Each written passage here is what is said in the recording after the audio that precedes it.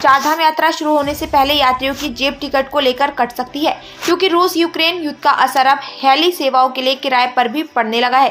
क्योंकि तेल महंगा हो चुका है। और यही वजह है कि इस बार यात्रा चारधाम में जो हेली कंपनियां अपनी सेवाओं के लिए टेंडर भरेंगी, वे किराए में भी बढ़ोतरी कर सकती हैं।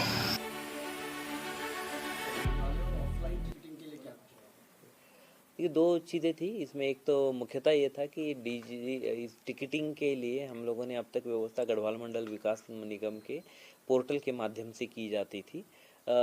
किंतु इस पे जो पिछली बार बोर्ड की बैठक हुई थी उनका ये कहना था कि एक रेलवे की पब्लिक कॉरपोरेशन है IRCTC, तो जो बहुत ही बृहद स्तर पर इस प्रकार की टिकटिंग कराती है, तो हम लोग उनके साथ अनुबंध कराते हुए टिकटिंग प्रारंभ करें। तो उसका अनुबंध की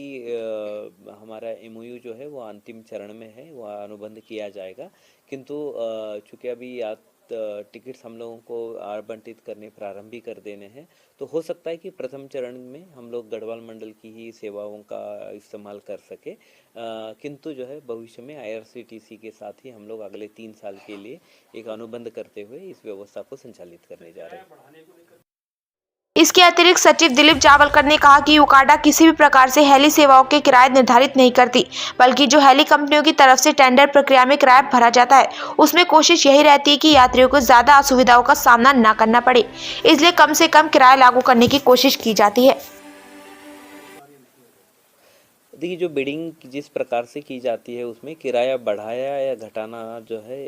ये निर्णय उकाड़ा द्वारा नहीं किया जाता है, मतलब हमारे कॉरपोरेशन द्वारा नहीं किया जाता है। एक बिडिंग प्रक्रिया है जिसमें हम लोग कहते हैं कि आपको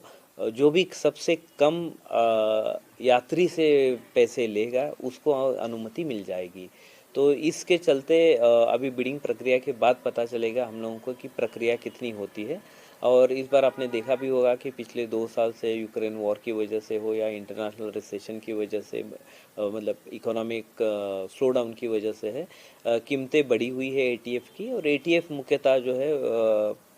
किसी भी हेलीकॉप्टर या हवाई सेवाओं की कीमतें बढ़ाने के लिए महत्वपूर्ण भाग होता है। तो इसके चलते हो सकता है कि ऑपरेटर्स इस बार हायर साइड में अपने रेट्स कोट करें, लेकिन फिर भी यात्रियों के हित में, जैसे माननीय मुख्यमंत्री जी द्वारा निर्देश दिए गए थे, हम लोगों ने उसमें एक अपर सीलिंग इंट्रोड्यूस कर दी हुई है कि किसी भी दशा में किसी भी सेक्टर में एक सर्टन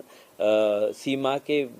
से ज़्यादा कोई भी ऑपरेटर चार्ज नहीं कर पाएगा। इसका मुख्यतः इस तरीके की